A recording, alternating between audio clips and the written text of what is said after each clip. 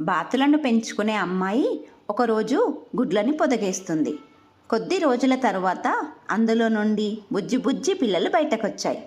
అన్ని పిల్లల్లో ఒక్క పిల్ల మాత్రం కొంచెం పెద్ద ఆకారంలో ఉంది. అది మిగిలిన అన్ని పిల్లల్లా పలకడం, తినడం, నీళ్ళలో ఈదడం చేయలేకపోతుంది.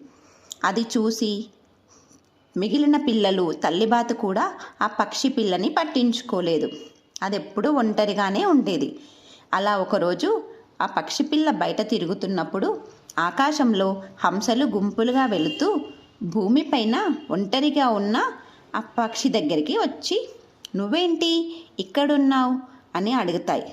అప్పుడు, "మా అమ్మ నాతో పాటు పుట్టిన పిల్లలు నేను వాళ్ళలాగా ఉండటం లేదు అని వదిలి వెళ్ళాయి" అని చెప్తుంది.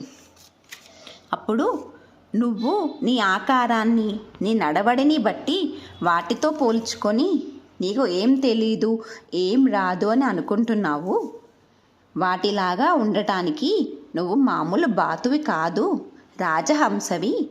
పద, నువ్వు ఉండే చోటు ఇక్కడ కాదు" అని తమతో పాటు ఆకాశంలోకి తీసుకెళ్తాయి.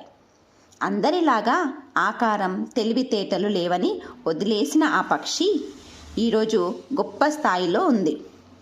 హంసపిల్ల బాతుగుడ్లతో కలవడం, పొదగడం కథే అయినా, ఒకే తల్లికి పుట్టిన పిల్లలు అయినా, ఒకే దగ్గర పెరిగిన తెలిసిన వాళ్ళైనా, సొసైటీలో ఉన్న వాళ్ళతో అయినా ఇంకొకరితో పోల్చుకొని మనని మనం తక్కువ చేసుకోవద్దు. Moral of the story: don't compare your life with others. Why? Because in your world you are the unique. You be in your life with more success.